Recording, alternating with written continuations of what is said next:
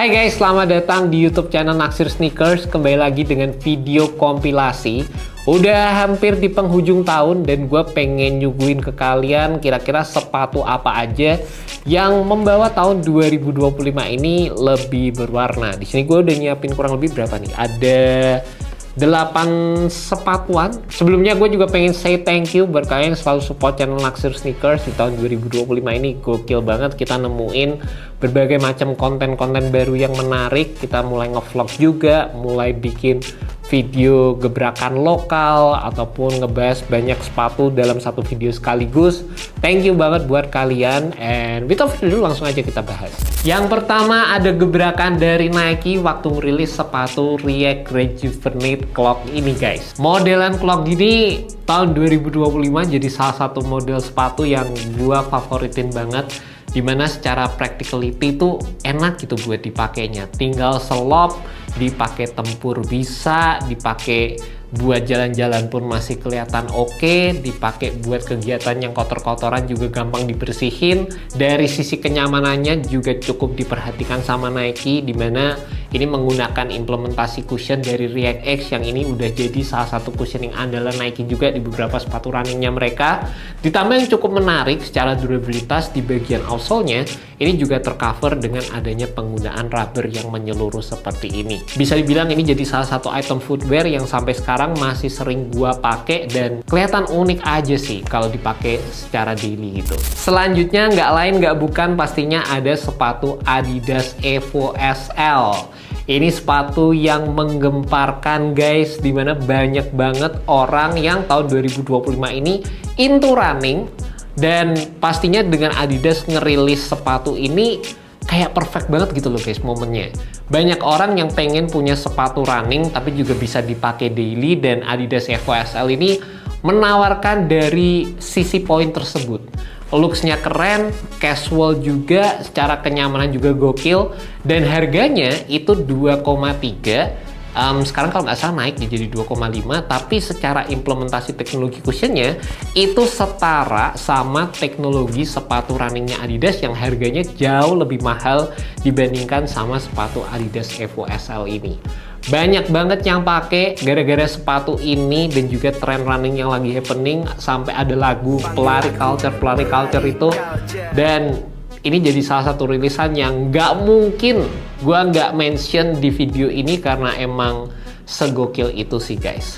Secara teknologinya sendiri, sepatu ini pakai implementasi Lightstrike Pro, berasa bouncy maksimal, dan gue rasa sebenarnya kalau buat dipakai jalan aja, dipakai untuk kegiatan yang simple-simple gitu agak berasa tipi di bagian depan. Tapi kalau dipakai untuk pace yang lebih cepat itu baru tuh kerasa teknologi cushioning yang ada di sepatu ini bisa bekerja dengan optimal dan menambahkan kenyamanan buat kalian yang pakai sepatu ini. Selanjutnya juga ada sepatu New Balance 204L.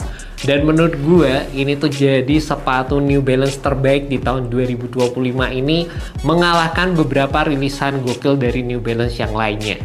Ya, gue ngelihatnya sepatu ini tuh kayak jawaban dari New Balance yang ngelihat perkembangan zaman aja gitu loh guys. Dari beberapa tren ke belakang, serinya Samba lagi naik daun, Speedcat juga lagi naik daun, dimana sampai sekarang pun masih naik daun, tapi gue ngerasa itu adalah seri-seri sepatu yang happening di tahun ke belakang.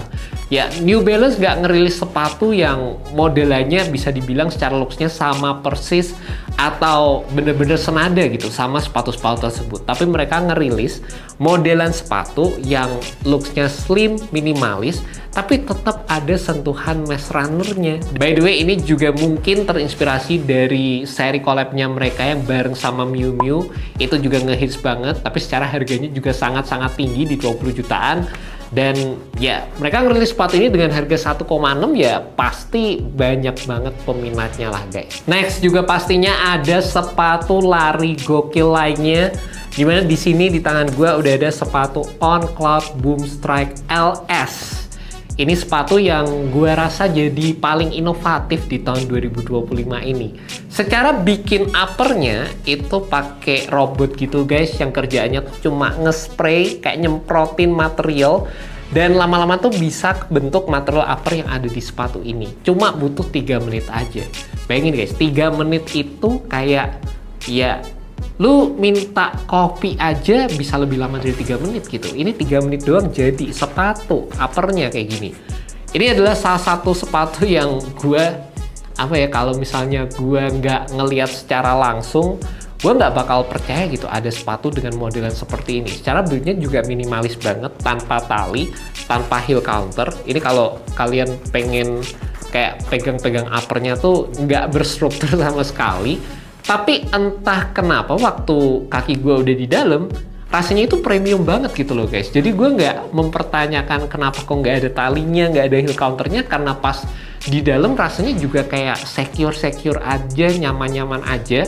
Berasa kayak cuma pakai kaos kaki dan ditambah dengan adanya teknologi cushioning yang gokil di sepatu On Running sendiri gitu. Materialnya menurut gue sih tetap berasa suportif, tetap berasa protektif juga.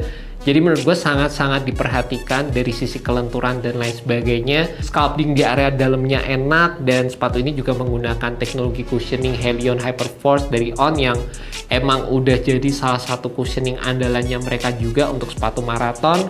Dimana kalau menurut gue feel-nya sih berasa agak firm sebenarnya, dan meskipun makainya gue ngerasanya lumayan susah ya pakai sepatu ini, tapi di satu sisi juga nyaman gitu. Jadi gue ngerasa ini merupakan salah satu sepatu yang cukup mengutamakan dari sisi stabilitas, yang akan kebantu juga dengan adanya implementasi carbon plate di bagian bawah sama lengkungan di bagian depan sepatu ini guys. Next ada juga sepatu Adidas Climacool 4D.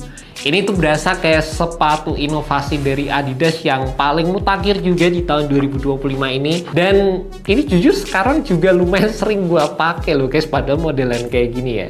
Ya, gue saranin buat kalian yang tertarik sama sepatu ini, naikin aja dari size reguler kalian, karena gue udah nyobain untuk pakai true to size.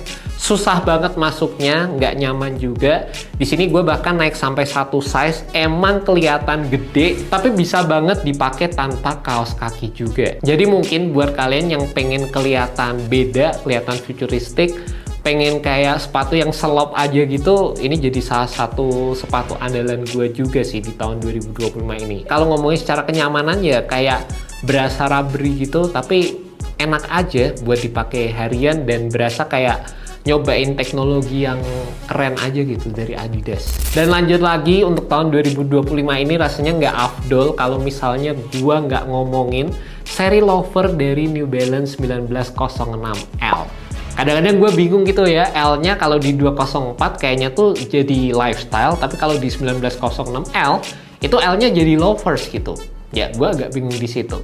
Tapi yang penting seri 1906L ini jadi salah satu gebrakan yang bikin awal tahun 2025 tuh lumayan gokil gitu.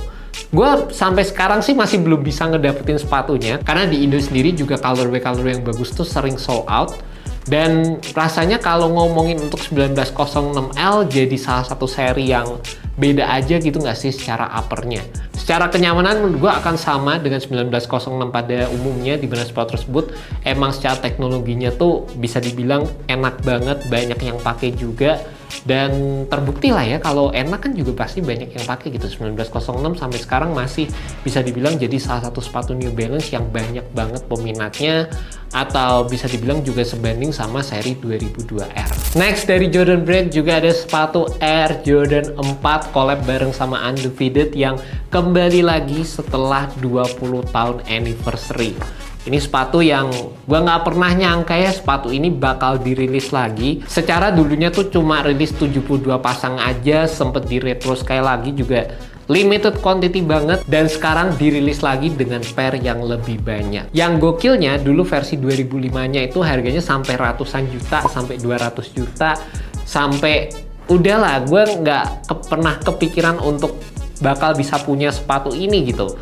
Dan sekarang untuk resellnya gue dapetin di angka sekitar 6 jutaan. Itu berasa kayak apa ya, gue nggak pengen bilang murah, tapi juga kalau ngelihat perbandingan dari ratusan juta ke 6 juta tuh juga berasa lumayan banget. Dan ngelihat dari sisi historinya sepatu ini, secara colorway-nya cakep, Ini bahkan jadi sepatu Jordan Brand pertama yang collab. Nggak pernah ada collab-collab sebelumnya. Ini sih menurut gue jadi salah satu gebrakan yang gokil banget dibikin sama Jordan Brand di tahun 2025 ini. And last but not least, ini mungkin bisa dibilang kayak honorable mention aja, kayak yang paling simple gitu. Dimana gue juga harus bilang kalau Nike Shop itu juga membawa pengaruh yang bisa dibilang cukup menggemparkan di dunia persnikeran tahun 2025 ini. Gara-gara Nike ngerilis sepatu tersebut, sepatu retro yang modelannya tuh bisa dibilang futuristik banget, bulky, teknologi cushionnya kelihatan banget kayak gitu.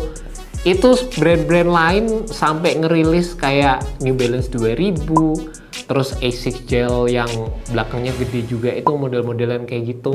Adidas pun juga sama, sampai ngerilis modelan seri Bounce lagi yang bisa dibilang klasik, tapi teknologi cushionnya tuh kelihatan banget dari sisi midsole-nya. Itu gara-gara Nike ngerilis sepatu Nike Shox sih. Dan kenapa gue juga akhirnya bilang Nike Shox di video kali ini, karena gue sempet ngeliat beberapa orang di mall tuh udah mulai transisi untuk pakai sepatu Nike Shox juga, yang bisa dibilang juga sebenarnya sepatunya unik kan, tapi ada aja gitu orang yang berani pakai sepatu tersebut. Jadi emang secara looks-nya tuh bisa dibilang futuristik banget, unik, teknologinya kelihatan banget. Dan meskipun kalau gue sendiri personally nggak terlalu into teknologi Nike Shox, secara kalau menurut gue sih feel-nya berasa agak firm juga dan butuh banget break in time. Looks-nya juga nggak terlalu cocok di gue, tapi menurut gue sepatu tersebut tetap membawa gebrakan juga di tahun 2025 ini guys. And that's about it guys, sepatu-sepatu yang menurut gue jadi gebrakan di tahun 2025 ini. Gue penasaran, ada yang kelewat nggak sih? Atau ada yang menurut kalian oke banget di tahun 2025 tapi nggak masuk dalam list kali ini? Kalian bisa tulis aja di kolom komentar bagian bawah. Thank you banget buat kalian udah selalu support channel Naksir Sneakers sejauh ini. Bantu kita juga untuk mencapai ke angka 100.000 subscriber. Dan semoga video ini bisa membantu kalian dalam menemukan sepatu-sepatu yang keren abis di tahun 2025. Thank you so much. Alright guys, peace. Cakep sih, 2025 solid.